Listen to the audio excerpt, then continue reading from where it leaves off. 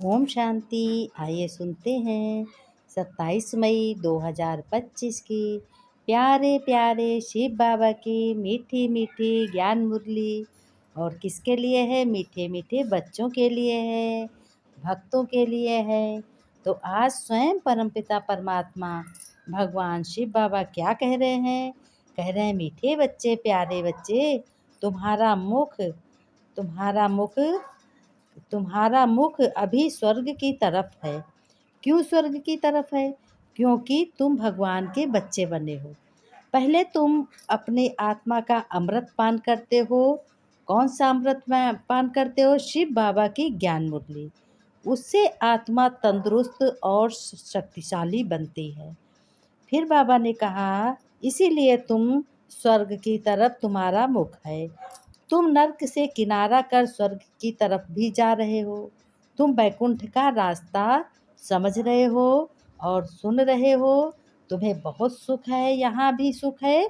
और वहाँ भी मुरली पढ़ाई जाती है कि बैकुंठ जाने के लिए रास्ता बता रही है। हर एक बात ज्ञान मुरली में बैकुंठ की मिलती है। फिर बाबा ने कहा, इसलिए बुद्धि का योग तुम्हारा कैसे किससे निकलना है? नर्क से निकालना है। नर्क से अपना बुद्धि का योग निकाल दो। बुद्धि बहुत ही श्रेष्ठ चाहिए, बहुत ही महान चाहिए। जो जो तुम्हारी बुद्धि भगवान शिव बाबा से मुरली से मिलती जुलती हो। फिर भगवान ने कहा, शिव बाबा ने सबसे ऊंची, बच्चों प्रश्न में कहा, सबसे ऊंची और सूक्ष्म मंजिल कौन सी है? उसे पार कौन कर सकते हैं?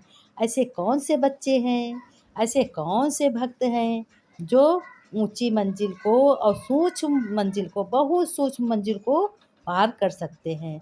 तो देखो, उत्तर में भगवान शिव बाबा बता रहे हैं कि बच्चों, तुम बच्चे स्वर्ग की तरफ मुंह करते, माया तुम्हारा मुंह नर्क की तरफ फेर देती है।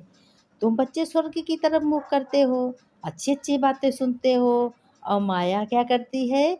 माया तुमको अच्छी बातें सुनने नहीं देती है।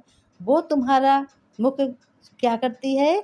नरक की तरफ कहती, इधर देखो, इधर देखो। तो मन ना उधर निकलने लगता है, उधर देखने लगता है जिधर बहुत ही संबंध, बहुत ही भीड़ और बहुत ही गफलत है। मन उधर जाता है, मन शोरगुल में जाता है। तो भगवान ने कहा, अनेक तूफान भी लाती है माया। माया जब तुम भगवान की याद करते हो, अच्छी बातें सुनते हो, उस समय देखो कितने तुम्हारे कितने आते हैं बिगाड़, कितने विकार आते हैं, कितनी माया के रूप में विघन आते हैं। तो भगवान कहते हैं, उन्हीं तूफानों को पार करना यही है, उनको पार करना यही है। स्वर्ग की तरफ मुख फेरना और उनको पार करना तुमको यही है। सूक्ष्म मंजिल, यही सूक्ष्म मंजिल है। इस मंजिल को पार करने के लिए बच्चों तुम्हें कैसा बनना पड़ेगा? बिल्कुल नष्टो मोहा बनना पड़ेगा। नष्टो मोहा, किसी के में बंधन में ना हो। अपना काम करो, उसका काम करो, और बंधन में ना हो कि इसके लिए हम कुछ नहीं कर सकते, इसकी वजह से नहीं कर सकते, ऐसा नहीं। भगवान कहते हैं, इसीलिए तुम्हें नष्टो मोहा बनना पड़ेगा। और फिर बाबा कह रहे हैं, देखो बच्चों, निश्चय और हिम्मत के आधार पर तुम्हें क्या कर सकते हो? तुम इसे पार कर सकते हो, इस मंजिल को तुम पार कर सकते हो। बाबा ने कहा, जब तुम्हें निश्चय होगा, निश्चय होगा, हिम्मत होगी, तो तुम इस मंजिल को आसानी से पार कर सकते हो, कितना भी दुख हो, कितनी भी परेशानी आए। फिर बाबा ने कहा, विकारियों के बीच में रहते हुए हंस बनना यही मेहनत है। अब विकारियों के बीच में रहते हुए, अब घर में एक सदस्य जैसा हो, कोई सब न एक जैसे नहीं होते। कोई किसी प्रकार का होता है, कोई किसी प्रकार का होता है। तो सबको तुम्हें रास्ता बताना है, सब में तुम्हें अपना सब में तुम्हें रहना है, सबके बीच में रहना है। ये नहीं कि इससे रूठ कर चले जाओ, उससे रूठ कर चले जाओ, उसको चार बातें गुस्से में सुना दो, इसको सुना दो, ऐसा बाबा ने कहा बिल्कुल नहीं है।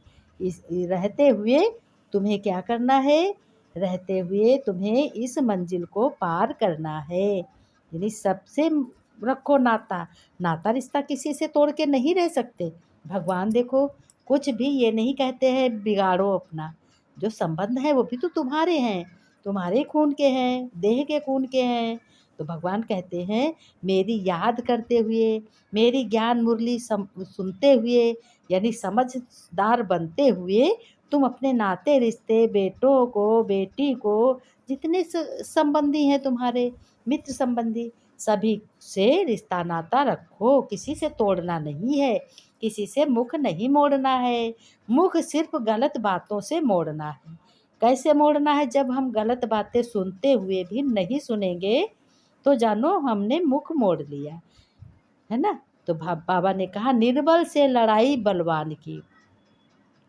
बाबा ने कहा ओम शांति बच्चे, जो सेंसिबल माने बहुत अच्छे जो बच्चे हैं, वो बच्चे क्या है, वो बच्चे श्रेष्ठ हैं। वही बच्चे क्या करते हैं, वही बाप भगवान के बच्चे पास रहते हैं, वही भगवान की छत्र छाया में रहते हैं। उनको तो हरदम याद रहता हमारा भगवान स्वयं शिव बाबा है, परम पिता परमात्मा है, वो हमारे रचयिता है, हम उनकी रचना है ना। ये भगवान तो उन्हीं के साथ रहते हैं जो अच्छी रीत समझते हैं। और जिन बच्चों का बुद्धि योग शांति और स्वर्ग की तरफ है उनको ही तूफान लगते हैं। जब कोई अच्छा काम करते हो तो उनमें ही बहुत ही आफतें आती हैं, बहुत ही आफतें आती हैं, उन्हों के ही तूफान लगते हैं। लेकिन भगवान स्वयं कहते हैं देखो बाप तो अभी तुम्हारा मुख किधर करते हैं, तुम्हारा मुख किधर करते हैं, हैं?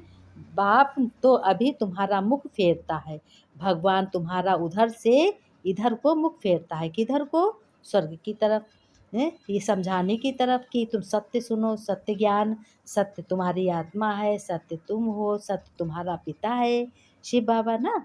तो भगवान कहते हैं अज्ञान काल में बच्चों तुम पुराने घर से फिर मुख फिर जाता है। जब अज्ञान होता है तो अच्छी बातें अच्छी नहीं होती, अज्ञानी को अच्छी बातें बिल्कुल नहीं अच्छी लगती हैं। इसलिए भगवान कहते हैं फिर नए घर को याद करते रहते हैं कब तैयार हो। अगर पुराने मकान कब तक रहेगा, ये शरीर पुराना कब तक रहेगा, इस शरीर को तो जाना ही है, कोई अमर होके नहीं आया है। भगवान ने कहा अभी तुम बच्चों को भी ध्यान में रहे कि हमारे स्वर्ग की स्थापना हो, फिर हम सुखधाम में दुख से सुख में जाएंगे। इस दुखधाम से तो सबको जाना ही है। सृष्टि के मनुष्य मात्र को बाप समझाते रहते हैं। वह समझाते क्या रहते हैं, कहते हैं बच्चे अभी स्वर्ग के द्वार खुल रहे हैं, अभी मैं आया हूँ कलयुग में तुम्हें दुख से सुखी बनाने, दुखी से। अब तुम्हारा बुद्धि योग बच्चों स्वर्ग की तरफ जाना चाहिए। हेवन माने स्वर्ग, स्वर्ग में जाने वाले को बाबा ने कहा स्वर्ग में जाने वाले को क्या होता है, ये कहा जाता है पवित्र। हेल में जाने वाले को अपवित्र, हेल माने नरक होता है, अपवित्र कहा जाता है। गृहस्थ व्यवहार में रहते हुए बाबा ने कहा बुद्धि योग है भी स्वर्ग की तरफ लगाना है कि हम ये पढ़ाई स्वर्ग के लिए पढ़ रहे हैं, अपने सुख के लिए पढ़ रहे हैं, अपनी समझ के लिए पढ़ रहे हैं। और हमें जब अच्छी समझ मिलेगी, अच्छी भगवान राय देंगे तो हम अपने घर में भी राय अच्छी देंगे, माने या ना माने। जो मानेगा वो पाएगा, जो नहीं मानेगा वो भोगेगा। तो भगवान कहते हैं मैं तो किसी को कुछ नहीं देता हूँ, अपने ही कर्मों से सब कुछ पाते हो। तो दोनों एक एक घर में रह कैसे सकते, हंस और बगुले इकट्ठे रह ना सकें, बहुत मुश्किल है ना। ज्ञानी और अज्ञानी क्या इकट्ठे रह सकते, नहीं रह सकते। लेकिन ज्ञानी वहाँ है जो जहाँ पे ना बात मानी जाए वहाँ पे चुप हो जाए, है ना। कहते भी हैं 100 बलाए टालता है एक चुप, है ना। तो इसलिए भगवान देखो कितना अच्छा बता रहे हैं, कह रहे हैं कि बाप देखते हैं कि हमारे बच्चे मुँह हेल तरफ है, हेल माने नरक की तरफ, और जाने बिगर रह नहीं सकते। इधर उधर गफलत निंदा चुगली चाय चुगली सुनने के बगैर नहीं रह सकते। इसलिए बाबा कहते हैं गृहस्थ व्यवहार में रहते तो बहुत है ना, बच्चे का मुख कैसा होता है, बच्चे का मुख हेल तरफ है, वह चाहते हैं नर्क में। भगवान ने कहा कि डायरेक्ट उनका फल दूसरे जन्म में मिलता है। ये भी ड्रामा में नूद है हैं। अभी तुम जो करोगे उनका रिटर्न पदम गुणा अभी जो तुम करते हो उसका बहुत बहुत तुम्हें वापस मिलता है, भगवान देते हैं। सतयुग में तो दान पुण्य आदि की बात नहीं होती, वहाँ सुख ही होता है। और यहाँ कलयुग में देखो, जब दुख होता है तभी तो दान पुण्य सब करते हैं। कहते हैं यहाँ कोई पास पैसे हैं तो बाबा कहेंगे अच्छा तुम जाकर अच्छे कर्म करो, तुम सेवा करो। हाँ, बाबा कहते हैं कि अच्छा अच्छी सेवा करो, हाँ, अच्छा फल प्राप्त होगा तुम्हें। बहुत बड़ी मंजिल है तुम्हारे लिए, बहुत स्वर्ग की स्थापना हो रही है। 21 कुल का तुम उद्धार लड़कियां करती हैं, जन्म लिए उद्धार कर सकती हैं। तुम्हें बहुत ही अच्छे अच्छे श्रेष्ठ कर्म करने हैं, जो तुम्हें अच्छे लगते हैं वो ज्ञान मुरली में तुम्हें मिलेंगे। ज्ञान मुरली के शब्द बहुत ही दिल को छू जाते हैं। किसी न किसी की बात, किसी न किसी की वाणी से ज़रूर मिलान मिलती है। ज्ञान मुरली धारण जब होगी जब हम उस ज्ञान मुरली से एक एक बात अपने मन में, 50 बातों में एक बात तो दिमाग में रहेगी। बस एक पॉइंट ले लो, भगवान ने कहा तुम्हारा घर श्रेष्ठ बन जाएगा, तुम भी श्रेष्ठ बन जाओगे और तुम्हारी खुशी का ठिकाना नहीं रह जाएगा। तुम्हें अपार खुशी होगी और अपार खजाना मिलेगा। कहते भी हैं संतोष सबसे बड़ा धन होता है ना। संतोष अगर है वो कभी खर्च नहीं होता, कभी ख़त्म नहीं होता, बढ़ता ही है। बाबा ने कहा मीठे बच्चे, मीठे मीठे सिक्के लगे बच्चों प्रति माता पिता बाप दादा का याद प्यार और गुड मॉर्निंग। रूहानी बाप की रूहानी बच्चों को नमस्ते। बच्चे नमस्ते करते हैं, हम रूहानी बच्चों की रूहानी बाप दादा को याद प्यार नमस्ते नमस्ते, गुड मॉर्निंग बाबा, शुक्रिया बाबा शुक्रिया, ओम शांति। बाबा ने धारणा में कहा बच्चों इस पुरानी कलयुग का अंत है, बाप डायरेक्ट आया है, बाप डायरेक्ट आया है, तो एक कदम एकदम सरेंडर हो जाना। बाबा ये सब आपका है, जो कुछ भी है सब बाबा को सौंप दो, है ना, सुरक्षित रहेगा। इस युक्ति में पूर्ण आत्मा बन जाएंगे। बाबा ने कहा इस युक्ति में रहोगे तो पूर्ण आत्मा बन जाओगे। और बाबा ने कहा कि देखो मुरली कभी भी मिस नहीं करनी है, मिस करी जानो घाटा पड़ गया। मुरली में लापरवाही नहीं रहना। ऐसे नहीं कि हमने नहीं पढ़ी तो क्या हुआ, हम तो पार हो गए, स्वर्ग चले जाएंगे। नहीं, यह देह अभिमान है, मुरली जरूर पढ़नी है, जरूर पढ़नी है।